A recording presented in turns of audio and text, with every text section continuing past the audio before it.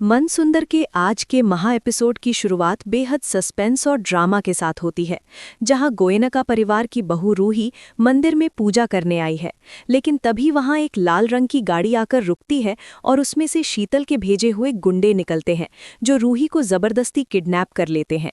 रूही खुद को बचाने की बहुत कोशिश करती है और इसी हाथापाई में उसकी साड़ी का एक टुकड़ा माता रानी के त्रिशूल में फंस जाता है, लेकिन गुंडे उसे बेहोश करके अपनी लाल गाड़ी में कर ले जाते हैं। दरअसल इस पूरे घटनाक्रम के पीछे एक बहुत ही घिनौनी और गहरी साजिश छिपी हुई है, जो प्रतिष्ठित गोयनका परिवार की नींव हिलाने वाली है। क्योंकि रूही, जो अपने और नाहर के रिश्ते को बचाने के लिए माता रानी के द्वार पर आई थी, उसे ये अंदाजा भी नहीं था कि जिस नाहर के लिए वो दुआ मांग रही है, उसी नाहर की जिंदगी से उसे हमेशा के लिए हटाने का प्लान उसकी अपनी ही देवरानी शीतल और छोटी माँ ने बनाया है। इसके पीछे का कारण वो राज है जो अगर बाहर आ गया तो गोयनका विला में भूचाल आ जाएगा। ये राज शीतल के उस बच्चे से जुड़ा है जिसे नाहर ने अपना नाम दिया है, जबकि असलियत में वो बच्चा नाहर का नहीं बल्कि गोयनका परिवार के दामाद रोमिल का है, जिसके साथ शीतल का शादी से पहले अफेयर था। छोटी माँ ने अपनी सगी बेटी यानी रोमिल की पत्नी का घर टूटने से बचाने के लिए नाहर को इमोशनल ब्लैकमेल करके उस बच्चे की जिम्मेदारी अपने सिर लेने पर मजबूर किया था, और नाहर ने अपनी बहन जैसी भाभी की खुशी के लिए अपनी पत्नी रूही का दिल दुखाकर वो झूठा कलंक अपने माथे पर लगा लिया, जिसकी वजह से रूही और नाहर के बीच डिवोर्स तक की बात आ गई। लेकिन अब शीतल और छोटी माँ को डर है कि कहीं रूही की वजह से नाहर कमजोर ना पड़ जाए और रोमिल का सच सामने ना आ जाए। इसीलिए उन्होंने रूही को रास्ते से हटाने के लिए ये किडनैपिंग करवाई है। कहानी आगे बढ़ती है। कुछ ही देर बाद नाहर मंदिर पहुंचता है और वहां रूही को ना पाकर घबरा जाता है। उसे अजीब सी बेचैनी होती है। तभी उसे त्रिशूल पर फंसा साड़ी का टुकड़ा मिलता है, जिसे वो तुरंत पहचान लेता है और उसका दिल जोर से धड़कने लगता है, जिससे उसे यकीन हो जाता है कि रूही मुसीबत में है। नाहर बिना एक पल गंवाए अपनी गाड़ी से किडनैपर्स का पीछा करता है। वो पागलों की तरह स्टीयरिंग घुमाता है और जंगल के रास्ते पर उसे वो लाल गाड़ी खड़ी दिखाई दे जाती है। नाहर की आंखों में खून उतर आता है। वो तुरंत वहां अपनी गाड़ी रोकता है और एक लोहे की रॉड लेकर उतरता है, लेकिन गुंडे बहुत चालाक होते हैं। नाहर के आने की आहट सुनते ही और उसकी गाड़ी दूर से देखते ही उन्होंने बेहोश रूही को गाड़ी से निकालकर जंगल की घनी और कटीली झाड़ियों के पीछे लिटा दिया और खुद भी पत्तों के ढेर के पीछे छुप गए।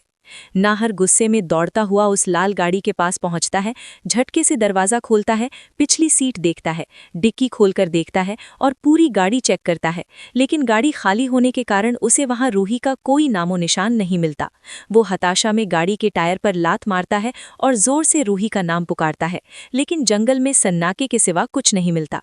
नाहर को लगता है कि शायद उसे गलतफहमी हुई है या गुंडे किसी और रास्ते से भाग चुके हैं, इसीलिए वो निराश और परेशान होकर वापस घर की तरफ लौट जाता है ताकि पुलिस को खबर दे सके।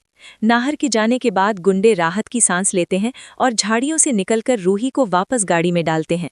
लेकिन किस्मत का खेल देखिए, जैसे ही वो गाड़ी स्टार्ट करने लगते हैं तभी उनकी गाड़ी का टायर जोर की आवाज़ के साथ पंक्चर हो जाता है और जंगल में कोई जैक या एक्स्ट्रा टायर न होने की वजह से वे फंस जाते हैं।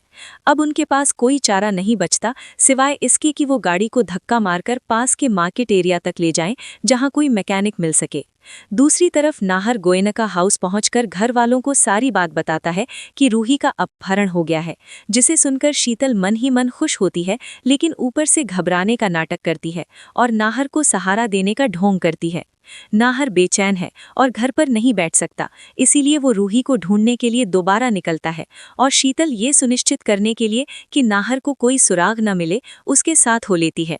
इत्तेफाक से नाहर उसी मार्केट में गाड़ी रोकता है जहां गुंडे अपनी लाल गाड़ी का टायर बदलवा रहे होते हैं। मार्केट में भीड़ भाड़ है। नाहर लोगों को रूही की फोटो दिखा रहा होता है, लेकिन तभी शीतल की नज़र सड़क के उस पार खड़ी लाल गाड़ी और उन गुंडों पर पड़ती है। ये देखते ही शीतल के होश उड़ जाते हैं।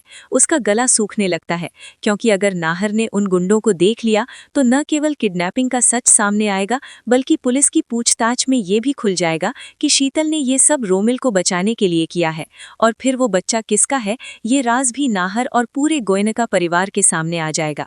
अपनी और रोमिल की पोल खुलने के डर से शीतल बुरी तरह घबरा जाती है और नाहर को बातों में उलझाकर वहां से ले जाने की कोशिश करती है। वो कहती है, नाहर जी, यहाँ कोई नहीं है, चलिए, लेकिन तभी गाड़ी में बेहोश रूही को होश आ जाता है।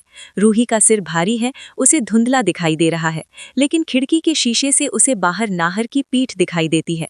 अपने सुहाग को पास देखकर रूही में न जाने कहां से ताकत आ जाती है और वो पूरी जान लगाकर चिल्लाती है, नाहर बाबू।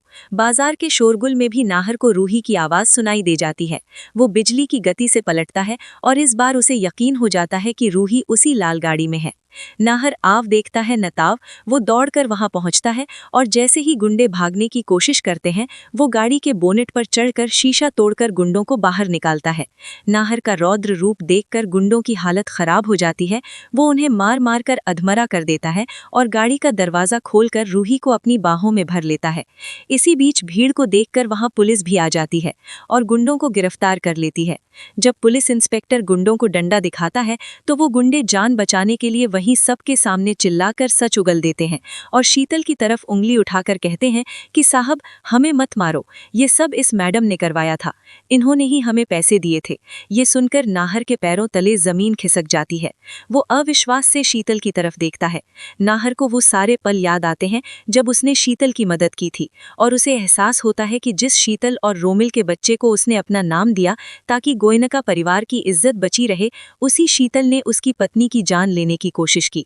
नाहर का गुस्सा फूट पड़ता है। वो पुलिस के सामने सारी सच्चाई बयान कर देता है और शीतल को जोरदार फटकार लगाता है। अंततः नाहर शीतल को पुलिस के हवाले कर देता है, जिसके बाद शीतल को हथकड़ी लगाकर जेल ले जाया जाता है और नाहर रूही से अपनी गलतियों की माफी मांगता है। और तमाम साजिशों, धोखे और गलतफहमियों के बाद नाहर और रूही का ये महामिलन होता है।